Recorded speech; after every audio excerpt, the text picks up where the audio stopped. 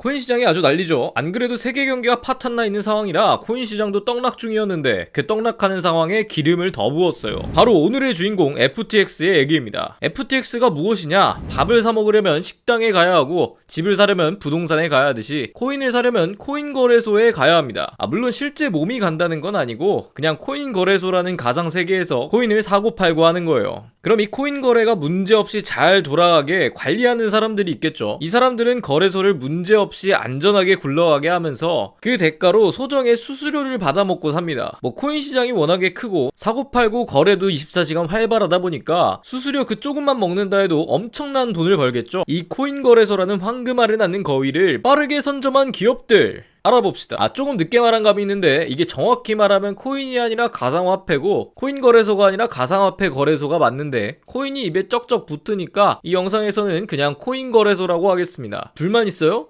있어요. 그래도 나가는 건 안 돼. 1위 바이낸스. 코인 거래소의 압도적 1등 바이낸스의 1일 거래량을 보면 10, 100, 1000만, 10만, 100만, 1000만, 억, 10억, 100억, 1000억, 조, 10조? 24조? 1일 거래량이 무려 24조래요. 바이낸스의 기본 수수료가 현재 기준 0.1%니까 이거 수수료 0.1%만 먹어도 240억 아니야? 물론 여기에 할인이 들어가고 하면 실제 수수료는 저만큼은 아니에요. 아닐 거야. 제발 아니어라. 그리고 2위 FTX. FTX? 어디서 많이 들어봤는데. 오늘 다루는 주제가 FTX였지. 세상에 오늘 주인공이 세계 2위 거래소였어요. 물론 해당 순위는 2022년 9월 8일 기준에 1일 거래량을 두고 비교한 수치이고 기업 가치 평가에서는 세계 3위 수준으로 보는 게 일반적입니다. 그래도 세계 최고 수준의 거래소임에는 틀림없습니다. 이 세계 3위 거래소가 하루아침에 없어졌다면 믿으시겠습니까? 11월 7일 오전 6시 49분경 1위 코인 거래소 바이낸스를 세운 자오창펑이 약 5억 달러만큼의 보유 자산이었던 FTX의 자체 발행 토큰인 FTT를 모두 매각하겠다는 트윗을 올렸어요.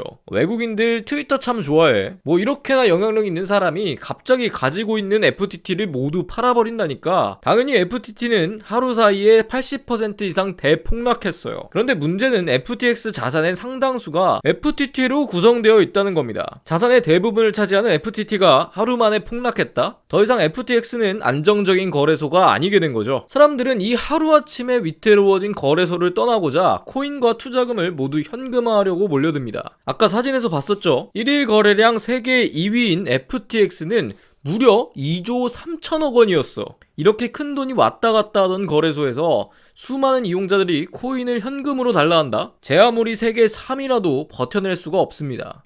은행도 보유자산 7%만 가지고 대출 돌려막기 하는 현실인데 이용자들이 현금으로 바꿔달라는데 어떻게 합니까? 결국 11월 9일 이제 이 일의 원흉이었던 자오창펑 형이 FTX를 헐값에 인수하기 위해서 실사에 나설 것이라 했는데 바로 그 다음날 인수 의사를 철회해요. 헐값에 인수하려고 룰루랄라 들어간 자오창펑 형이 실제 재무 상황을 보니까 구멍이 상상 이상이었던 거지. 바이낸스는 트위터를 통해 이 문제는 우리가 통제할 수 없고 치원할 수 있는 범위를 벗어났다. FTX가 고객 자금을 잘못 다뤘다는 보도, 규제기관의 FTX 조사와 같은 이슈가 겹쳐 FTX를 인수하지 않았다고 밝혀요. 바이낸스마저도 FTX를 구원하지 못한다는 이 소식에 코인 시장은 순식간에 떡락하게 됩니다. 이 상황을 두고 바이낸스와 FTX의 평소 사이가 안 좋았던 점으로 보아 인수하겠다고 다시 철회하면서 저런 의견을 낸 게 애초에 공격하려는 의도로 접근한 것이 아닌가 하는 의견도 있어요. 그래도 자오차펑 형의 주장은 타당했죠. 세계 3위 자리까지 올라간 FTX 거래소의 가치가 사실은 비정상적인 거래로 쌓은 거품이었던 건데 사실 FTX 설립자 뱅크만 프리드는 FTX 거래소를 만들기 전 투자회사였던 알라메다 리서치를 설립했는데 여기에 FTX에서 자체 발행한 FTT 토큰을 사실상 무상으로 대출해주고 알라메다는 다시 그 수많은 토큰을 담보로 실물 시장에서 달러를 대출받고 그 달러로 다시 FTX 거래소에서 FTT 토큰을 사서 토큰의 가치를 올림과 동시에 대외적으로 신뢰도 얻을 수 있었던 거죠. 그럼 FTX는 다시 토큰을 알라메다 리서치에 대출해주고 알라메다는 다시 그걸 담보로 달러를 대출받고 사실상 무한 루프로 거품을 쌓았던 겁니다. 자오창펑형으로 이런 사실이 알려지자 아무런 관리 감독이 이루어지지 않는 가상화폐의 신뢰에 금이 갔고 비트코인은 21.3%, 이더리움은 22.78%까지 하락하고 핀테크 업체까지 영향을 미쳐 로빈후드 주가 13.7%, BNPL 스타트업은 22.63% 폭락합니다. 그래도 FTX의 설립자 우리 샘 뱅크먼 프리드는 포기하지 않고 유동성 수요를 위해 자금 조달에 힘썼지만 이걸 어떻게 합니까? 딱 한 주 전만 해도 세계 60위 부자라는 칭호와 함께 개인 자산이 160억에 달했지만 그 수많은 돈을 책임지기엔 한참 모자랐죠. 뱅크먼은 한순간에 통장 잔고가 0원이 되고 감당할 수 없음을 인정하고 파산 신청을 했어요. 결국 뱅크먼은 CEO 자리에서 내려오고 구조조정 전문가인 레이 3세가 그 자리에 앉았습니다. 과연 이 상황에 상환이 가능할지 상황을 지켜봐야겠죠.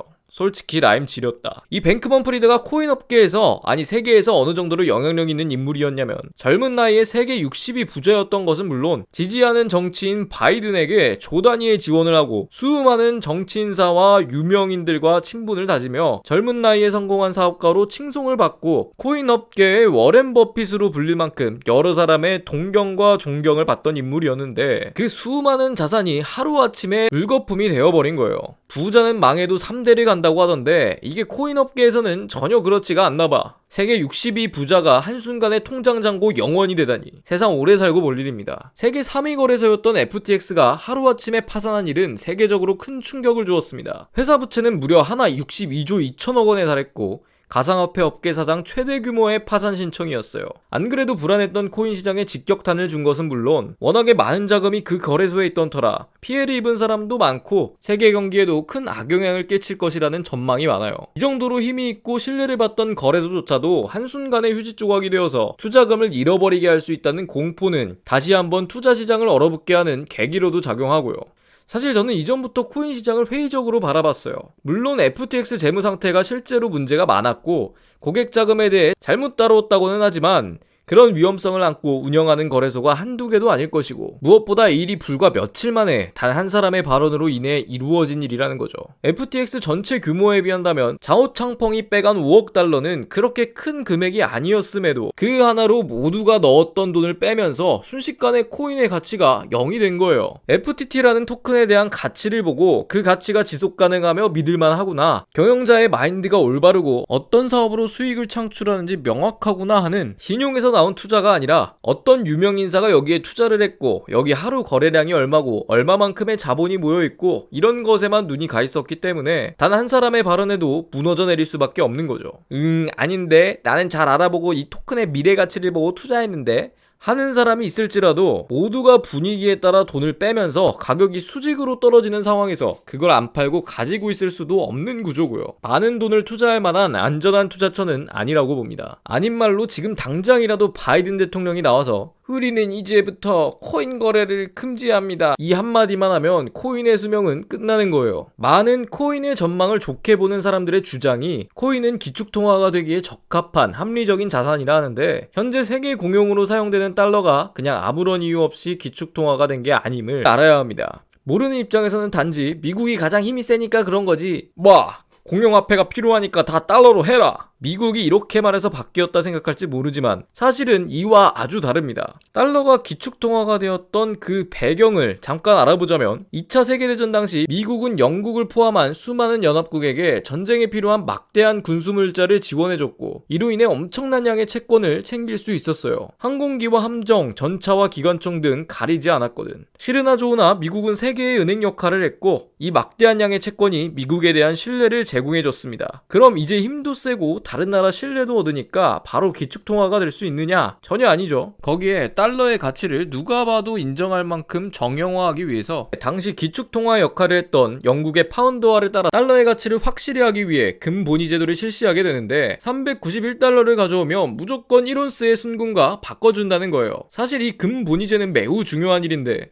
이것까지 말하면 영상이 너무 길어지니까 다음에 다룰게요. 그러니까 구독 좀 눌러주면 그럼 이 정도면 이제 기축통화가 될 만한 것이냐? 어림도 없습니다. 기축통화가 되었다고 배부르다, 이제 좀 떵떵거리면서 살아보자, 이런 게 아니죠. 미국과 다른 국가가 거래를 할 때 달러로 거래하겠지만 다른 국가와 또 다른 국가가 거래를 할 때에도 달러로 거래를 해야 진짜 기축통화잖아. 다른 나라끼리 거래할 때도 쓸 수 있게 엄청난 양의 달러를 찍어내야 해요. 그 과정에서 일어나는 분쟁들도 미국에서 어느 정도 조정을 해주면서 세계 경찰 역할도 해야 하고, 그럼 달러를 계속 찍어내니까 화폐 가치는 계속 떨어지는데 아까 391달러를 가져오면 무조건 1온스의 순금으로 바꿔줘야 한다 했죠. 계속 시간이 갈수록 미국이 손해를 보는 구조입니다. 그래서 나중에는 미국 대통령 리처드 닉슨이 이제 금리랑 교환 안 해줘 하면서 대세계 사기극을 벌이게 되는데, 이게 또 그렇게 말하면 문제가 안 생기겠습니까? 세계 경제가 난리 납니다. 중동의 기름값이 천정부지로 오르고 세계의 환율 제도가 바뀌었어요. 그 모든 세계 경제가 받은 충격을 일컬어서 닉슨 쇼크라고 부릅니다. 이렇게 달러가 기축통화가 되면서 생기는 크고 작은 문제들, 기축통화 발행 국가로서 지원해야 할 일들과 화폐 발행과 기준금리 조정하면서